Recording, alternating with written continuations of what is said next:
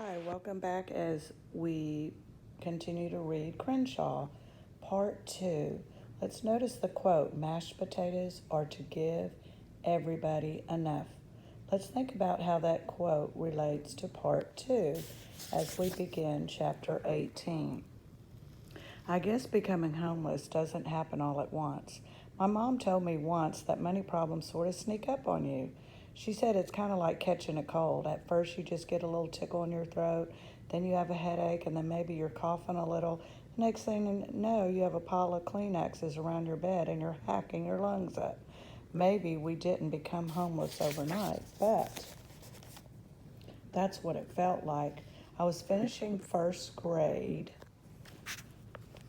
My dad had been sick. My mom had lost her teaching job, and all of a sudden, bam, we weren't living in a nice house with a swing set in the backyard anymore. At least that's how I remember it. But, like I said before, memory is weird.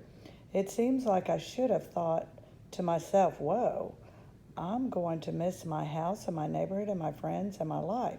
But all I remember is thinking about how much fun in our minivan was going to be.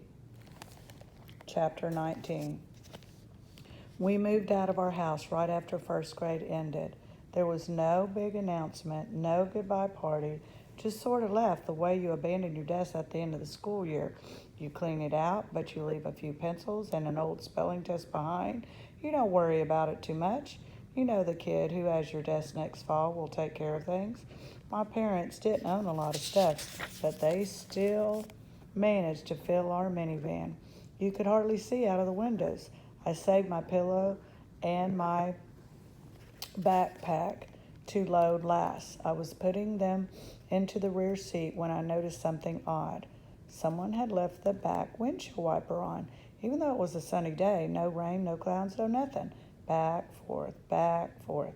My parents were packing odds and ends in the house, and Robin was with them. I was all alone. Back, forth, back, forth. I looked closer. The wiper was long and awfully hairy. It looked a lot more like a tail than a windshield wiper. I leaped out and ran to the rear. I saw the dent in the fender from the time when my dad backed into the shopping carts at Costco. I saw the bumper sticker my mom had used to cover the dent. It said, "I brake for dinosaurs." I saw the windshield wiper, but it wasn't moving, and it wasn't hairy. And then right then I knew the way you know when it's going to rain long before the first drop splatters on your nose. But something was about to change. Chapter 20. When the minivan was packed, we stood in the parking lot. Nobody wanted to get in. "Why don't I drive, Tom?" said my mom.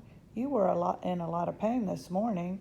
"Oh, I'm fine," my dad said firmly. "Fit as a fiddle," whatever that means. My mom strapped Robin into her car seat, and we climbed into the minivan. The seats were hot from the sun. "This is only for a few days," said my mom, adjusting her sunglasses. 2 weeks tops, said my dad, maybe 3 or 4. "We just need to catch up a little."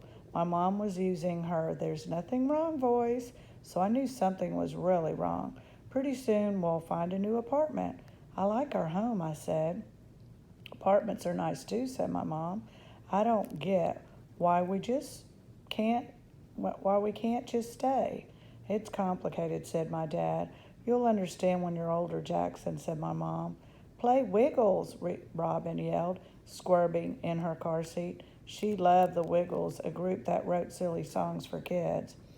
"First, a little hitting the road music, Robin," said my dad, "then Wiggles." He slipped a CD into the car player. It was one of my mom and dad's favorite singers, and his name was B.B. King. My mom and dad like that kind of music called the blues. It's a blues song. In a blues song, someone's sad about something, like maybe they broke up with their girlfriend, or they lost all their money, or they missed a train to a faraway place. But the weird thing is, when you hear the songs, you feel happy. My dad makes up a lot of crazy blues songs. Robin's favorite was "Ain't No PB in My PB&J."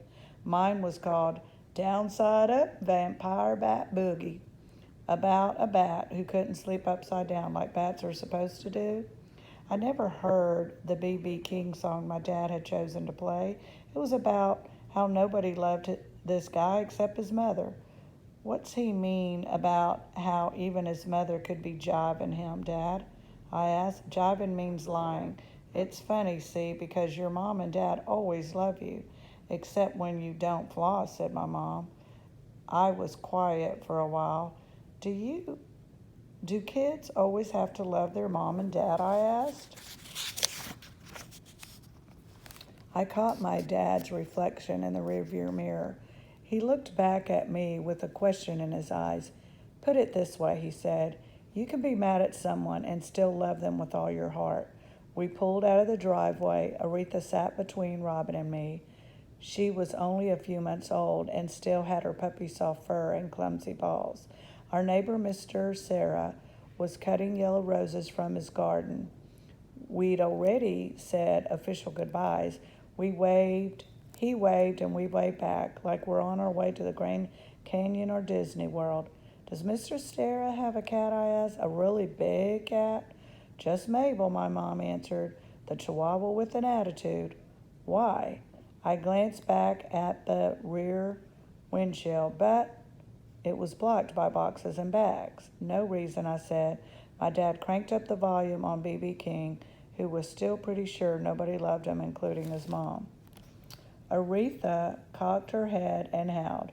She liked to sing along, especially to blues songs, although she liked the Wiggles too. We drove a few blocks. My lower lip quivered, but I didn't cry. My mom sighed softly. Let the adventure begin, she said. Chapter 21. If you ever have to live in your car, you are going to have some problems with feet, especially stuck in there with your little sister and your mom and your dad and your puppy and your imaginary friend.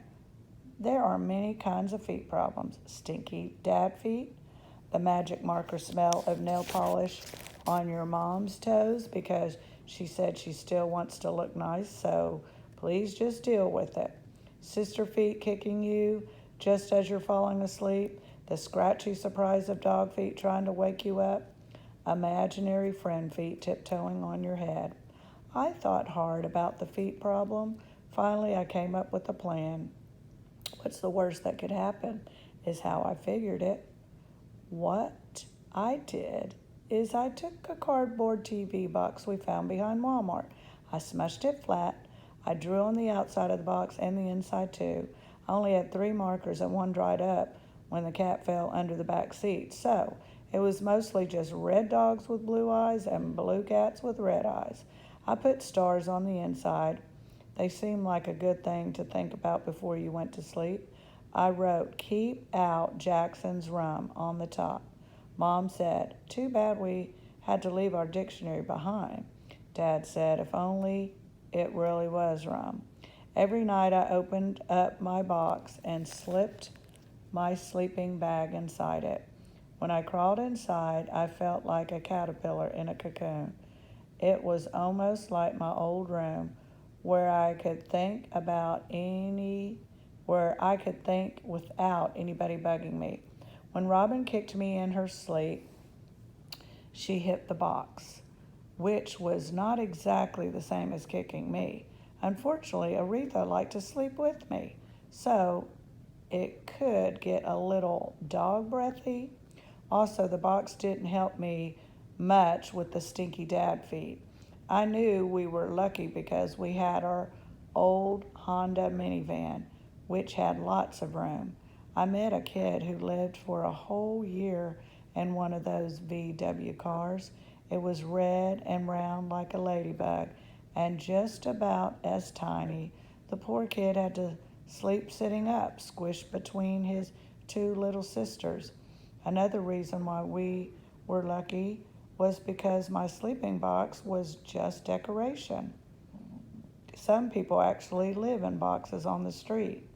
I wasn't looking on the bright side.